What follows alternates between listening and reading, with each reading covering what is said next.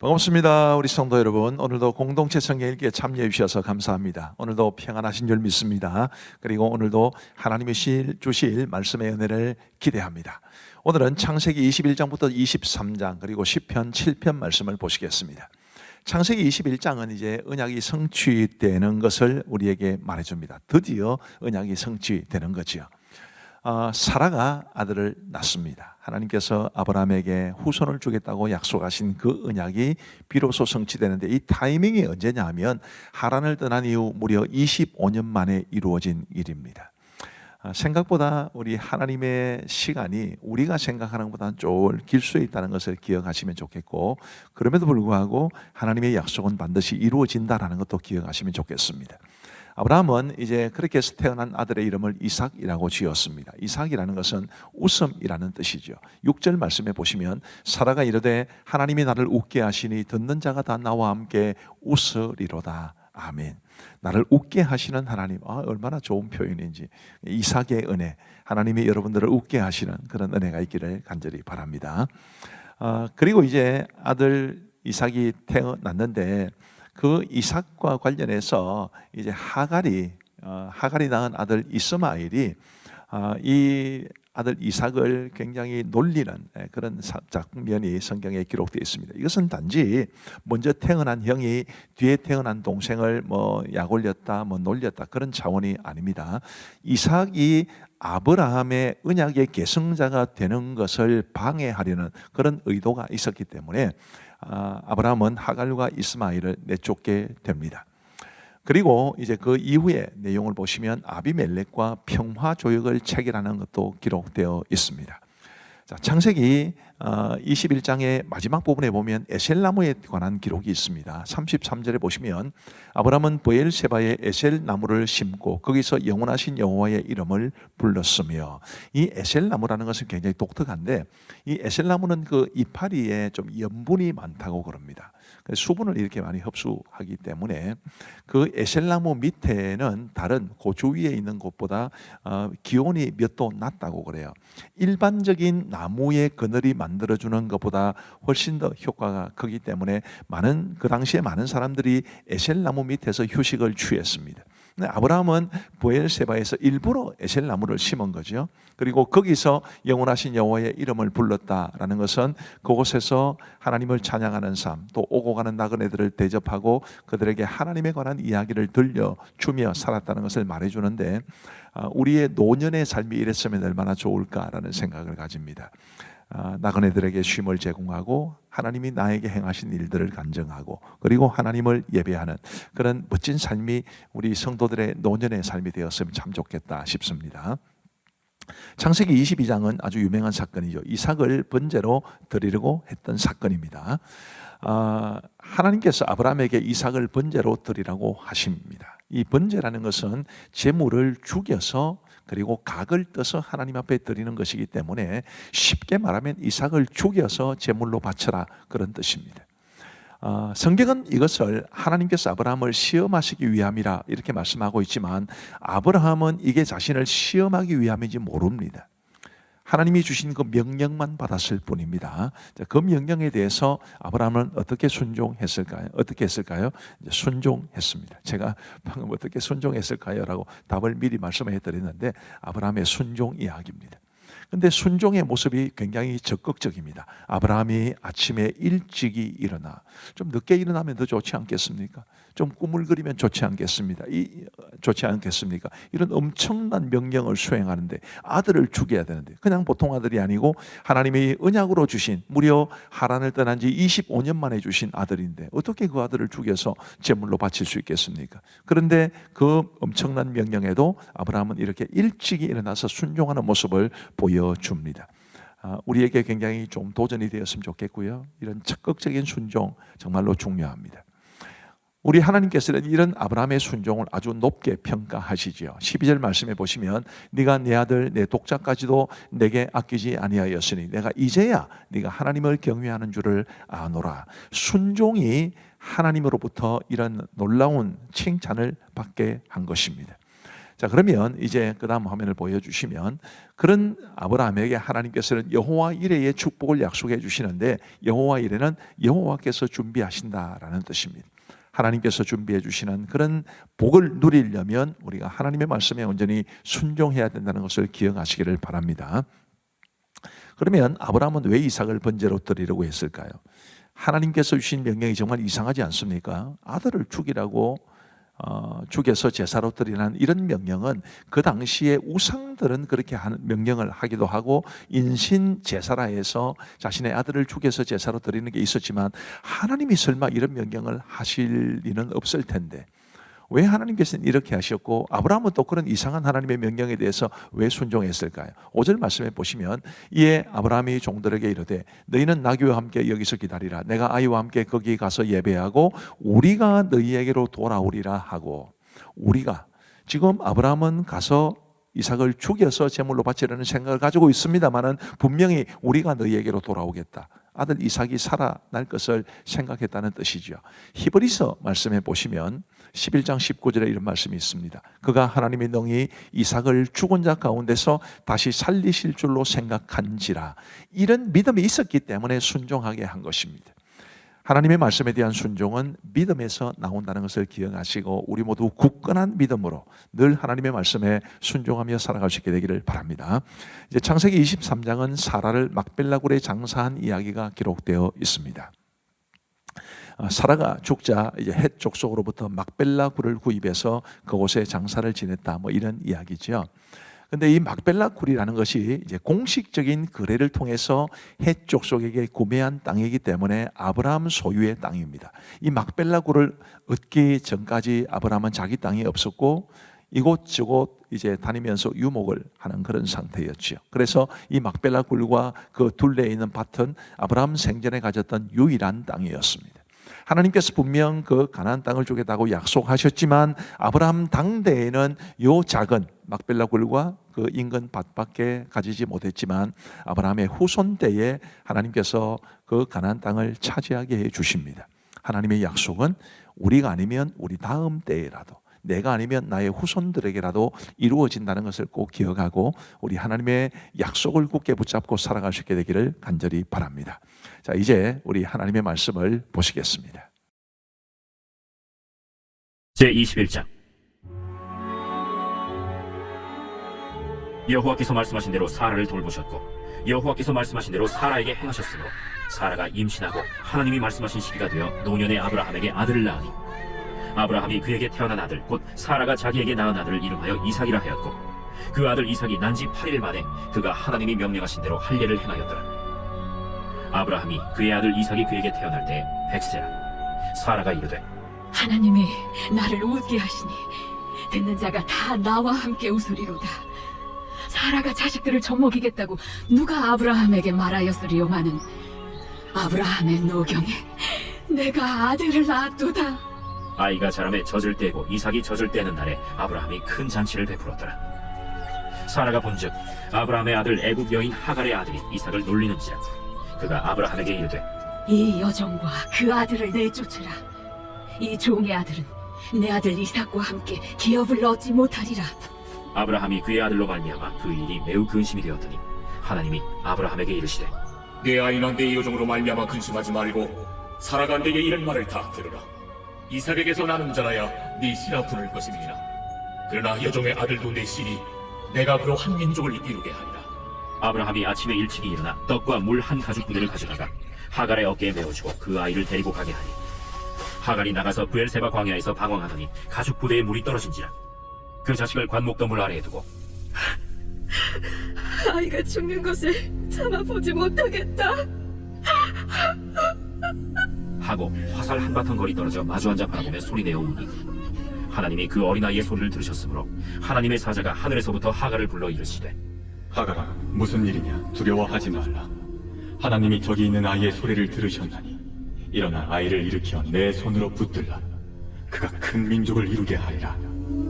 하나님이 하갈의 눈을 밝히셨으므로 샘물을 보고 가서 가죽 부대에 물을 채우다가 그 아이에게 마시게 하였더라. 하나님이 그 아이와 함께 계시매 그가 장성하여 광야에서 거주하며 활 쏘는 자가 되었더니 그가 바란 광야에 거주할 때 그의 어머니가 그를 위하여 애굽 땅에서 아내를 얻어 주었더라. 그때 아비멜렉과 그 군대 장관 비골이 아브라함에게 말하여 이르되 내가 무슨 일을 하든지 하나님이 너와 함께 계시도다. 그런즉 너는 나와 내 아들과 내 손자에게 거짓되이 행하지 아니하기를 이제 여기서 하나님을 가리켜 내게 맹세하라. 내가 내게 후대한 대로 너도 나와 내가 머무는 이 땅에 행할 것이니라. 내가 맹세하리라. 아비멜렉의 종들이 아브라함의 우물을 빼앗은 일에 관하여 아브라함이 아비멜렉을 책망하매 누가 그리하였는지 내가 알지 못하노라. 너도 내게 알리지 아니하였고 나도 듣지 못하였더니 오늘이야 들었노라. 아브라함이 양과 소를 가져다가 아비멜렉에게 주고 두 사람이 서로 언약을 세우니라. 아브라함이 7 암양 새끼를 따로 놓으니 아비멜렉이 아브라함에게 이르되 이 7 암양 새끼를 따로 놓으면 어찌미냐? 너는 내 손에서 이 암양 새끼 7을 받아 내가 이 우물 판 증거를 삼으라. 두 사람이 거기서 서로 맹세하였으므로 그곳을 브엘세바라 이름하였더라. 그들이 브엘세바에서 언약을 세우매 아비멜렉과 그 군대 장관 비골은 떠나 블레셋 사람의 땅으로 들어갔고 아브라함은 브엘세바에 에셀나무를 심고 거기서 영원하신 여호와의 이름을 불렀으며 그가 블레셋 사람의 땅에서 여러 날을 지냈더라.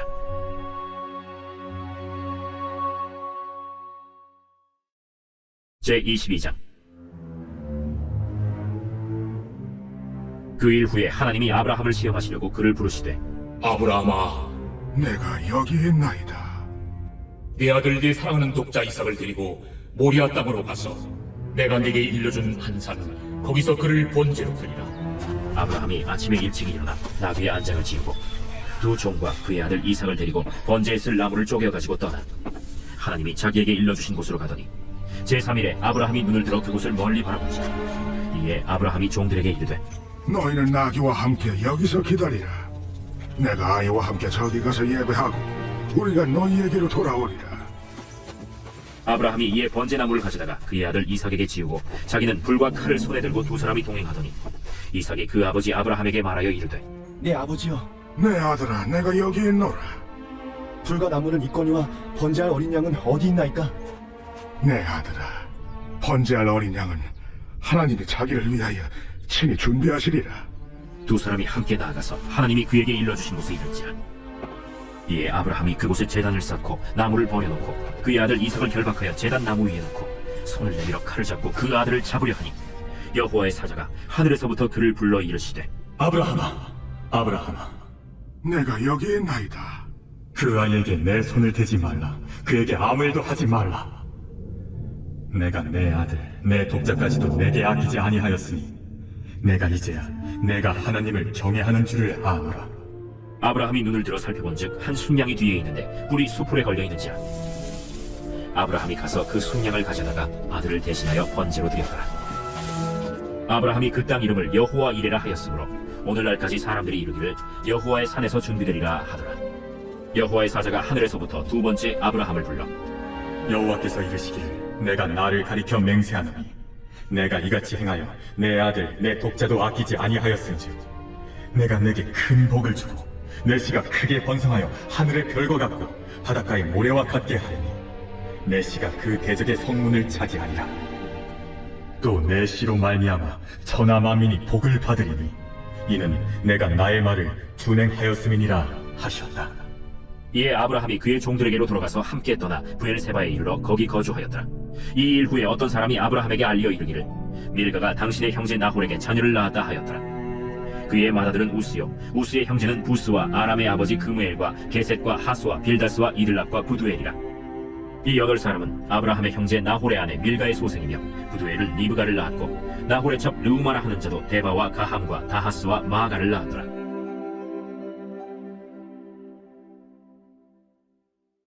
제23장.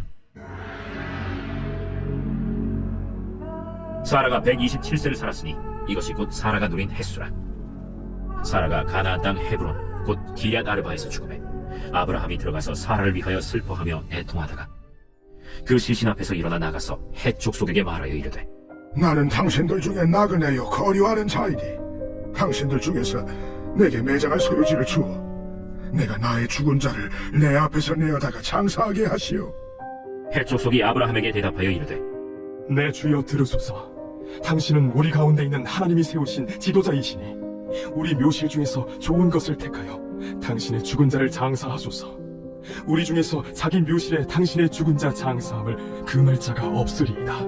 아브라함이 일어나 그 땅 주민 헷 족속을 향하여 몸을 굽히고 그들에게 말하여 이르되 나로 나의 죽은 자를 내 앞에서 내어다가 장사하게 하는 일이 당신들의 뜻일진데 내 말을 듣고 나를 위하여 소할의 아들 에브론에게 구하여 그가 그의 판무리에 있는 그의 막벨라 굴을 내게 주도록 하되 충분한 대가를 받고 그 굴을 내게 주어 당신들 중에서 매장할 소유지가 되게 하기를 원하노라.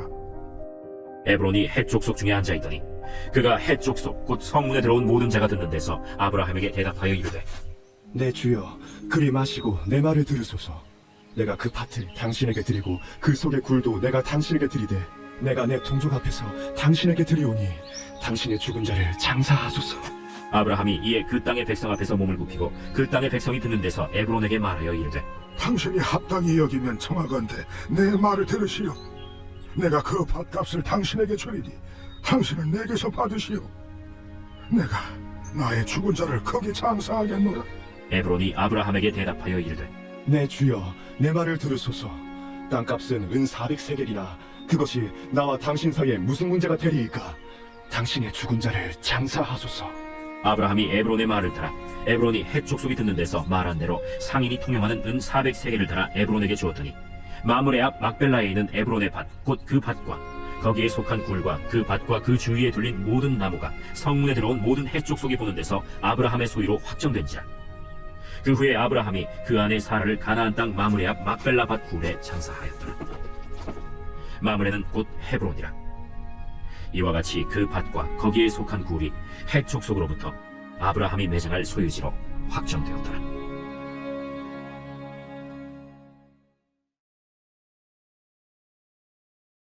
제7편 다윗의 식가연 베냐민인 구시의 말에 따라 여호와께 드린 노래. 여호와 내 하나님이여, 내가 죽게 피하오니 나를 쫓아오는 모든 자들에게서 나를 구원하여 내소서. 건져낼 자가 없으면 그들이 사자같이 나를 찢고 뜯을까나이다. 여호와 내 하나님이여, 내가 이런 일을 행하였거나 내 손에 죄악이 있거나 화친한 자를 악으로 갚았거나 내 대적에게서 까닭없이 빼앗았거든 원수가 나의 영혼을 쫓아잡아 내 생명을 땅에 짓밟게 하고 내 영광을 먼지 속에 살게 하소서.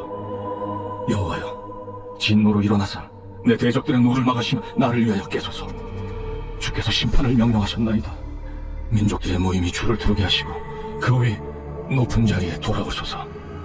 여호와께서 만민에게 심판을 행하시오니 여호와여, 나의 의와 나의 성실함을 따라 나를 심판하소서. 악인의 악을 끊고 의인을 세우소서. 의로우신 하나님이 사람의 마음과 양심을 감찰하시나이다. 나의 방패는 마음이 정직한 자를 구원하시는 하나님께 있도다. 하나님은 의로우신 재판장이시며 매일 분노하시는 하나님이시로다. 사람이 회개하지 아니하면 그가 그의 칼을 가시며 그의 활을 이미 당기어 예비하셨도다. 죽일 도구를 또한 예비하시며 그가 만든 화살은 불화살들이로다. 악인이 죄악을 낳으며 재앙을 베어 거짓을 낳았도다. 그가 웅덩이를 파만드며 제가 만든 함정에 빠졌도다. 그의 재앙은 자기 머리로 돌아가고 그의 포악은 자기 종수리에 내리리로다. 내가 여호와께 그의 의의를 따라 감사하며 지존하신 여호와의 이름을 찬양하리로다. 감사합니다. 오늘도 말씀의 은혜를 많이 받으신 줄로 믿습니다. 우리 기도하고 마치겠습니다. 하나님 아버지 감사합니다. 오늘도 우리에게 은혜를 베풀어 주셔서 공동체 성경 읽기를 통해 하나님의 말씀의 맛을 알아가게 하여 주시니 감사합니다.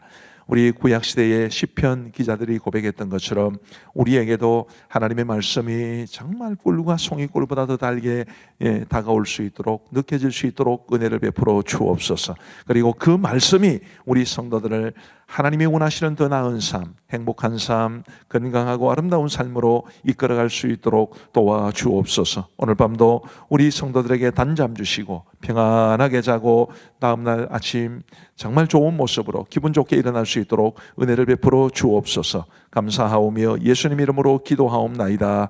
아멘. 감사합니다. 평안한 밤 되시기 바랍니다.